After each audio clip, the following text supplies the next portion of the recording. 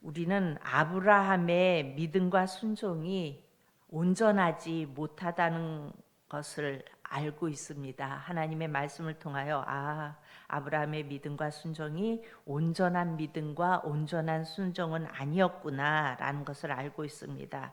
그의 믿음과 순종이 얼마나 불완전한지를 우리는 12장 후반부 오늘 본문을 통해 볼 수가 있습니다. 하나님의 허락하신 가나안 땅에 들어갔지만 그 땅에 기근이 임합니다. 이때 아브라함은 하나님께 물어야 했습니다.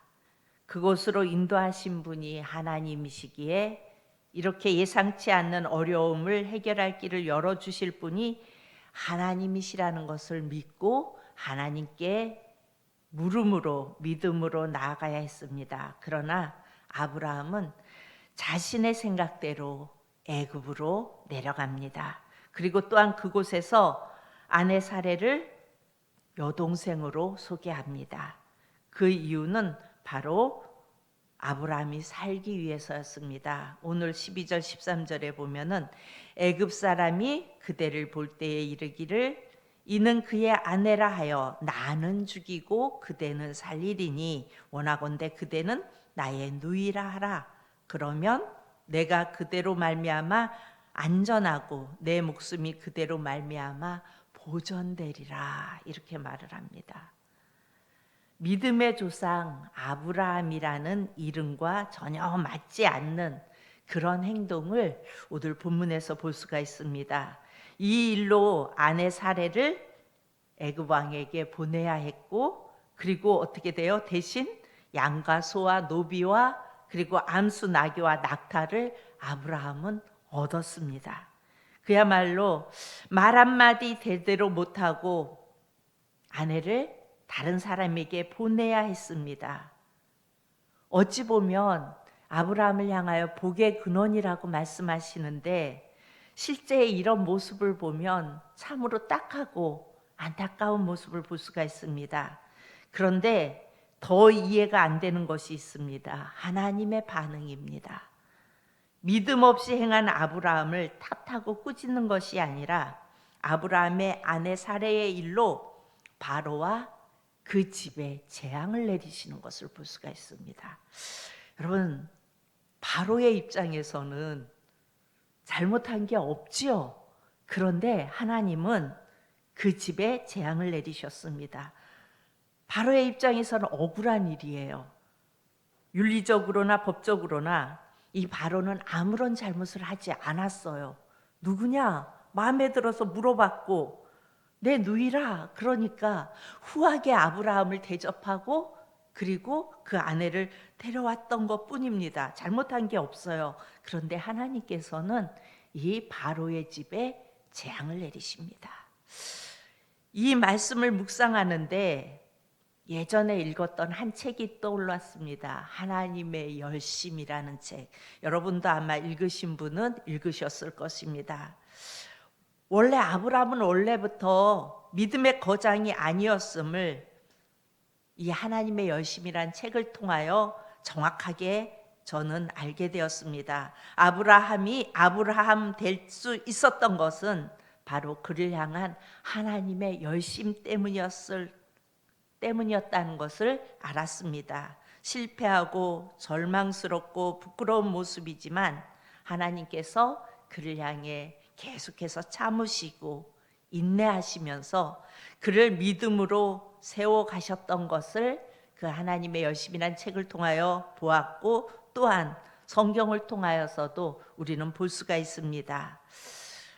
저는 이 말씀을 묵상하면서 저의 부족함이 드러날 때마다 하나님의 신실하심 앞에서 그래도 정말 연약하고 부족하지만 늘 넘어지지만 그래도 희망은 있구나라는 생각을 했습니다. 그리고 다시금 하나님의 그 끊임없는 만지심을 깨닫게 되었고 힘을 얻게 됩니다. 저와 여러분 모두가 이 하나님의 열심 덕분에 어쩌면 이 자리에 있을 수 있습니다. 우리는 늘 연약합니다. 제 삶을 보면 정말 하루라도 한순간도 하나님의 이 열심이 없으면, 하나님의 이 은혜가 아니면 살 수 없는 모습이라는 것을 늘 고백할 수밖에 없습니다. 때로는 절망하고, 분명 하나님은 살아계신데, 그리고 하나님께서 우리의 삶을 이끌어 가신다는 것을 분명 아는데도 절망하고 무너지고 한없이 부족한 모습으로 서 있는 모습을 보면 제가 제 모습을 보아도 좌절스러울 때가 있습니다. 그런데 그때마다 우리 주님은 괜찮다 말씀해 주십니다. 아브라함을 향해 그렇게 하셨듯이 지금 우리를 향해서도 주님은 그렇게 말씀하십니다. 그래, 또 넘어졌니? 그래도 괜찮아. 괜찮아. 그리고 다시금 무너진 그 자리에서 일어나게 하시고 다시금 한 발 내딛게 하시는 게 바로 하나님의 은혜이고 하나님의 열심입니다. 오늘 하루 이 은혜를 우리 사랑하는 성도님들이 결코 놓치지 않게 되길 축복합니다. 우리 주님에게는 결코 포기라는 단어는 없으십니다. 하나님의 백성을 향하여 포기하지 않으십니다. 신실하신 하나님이 오늘도 우리 삶에 열심히 일하실 것입니다.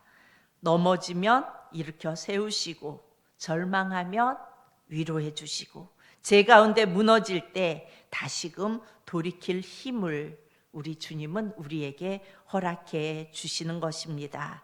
여러분, 이제 봄이 되었어요. 농작물은 농부의 발걸음 소리를 듣고 성장한다는 말이 있지요. 농작물이 바르게 자라기 위해서는, 그러니까 잘 자라기 위해서는 농부의 성실이, 농부의 열심이 절대적으로 필요하다는 뜻입니다. 여러분, 무엇을 갖고 보신 분은 알 거예요. 여러분이 열심히 가꾸면 아주 잘 자라죠. 그런데 여러분이 좀 등한시하면 그곳에 잡초가 자라고, 그리고 자라는 모습이, 그러니까 확실한 상품 가치를 가지지 못하는 것을 볼 수가 있습니다. 이렇듯이 하나님도 신실하게 우리를 살피십니다. 그리고 우리를 세우십니다. 졸지도 주무시지도 아니하는 하나님을, 우리 예수님을 만나는 순간 우리 삶은 변하게 되어 있습니다. 아브라함이 연약하고 부족한 모습이었지만 하나님께서 놓지 않으시고 계속해서 그를 만들어 갈 때에 그가 믿음의 조상이 되었던 것처럼 우리의 모습 속에도 늘 연약하고 부족하지만 하나님을 의지하고 있을 때, 그 예수님을 바라보고 있을 때 우리 삶은 조금씩 변하게 되어 있습니다. 그 주님과 오늘 하루 온전히 동행하여 그 하나님의 일하심을 경험하시고 또 마음껏 그 하나님을 찬양하는, 그리고 그 하나님을 누리실 수 있는 오늘 하루가 되실 수 있기를 축복합니다. 기도합니다.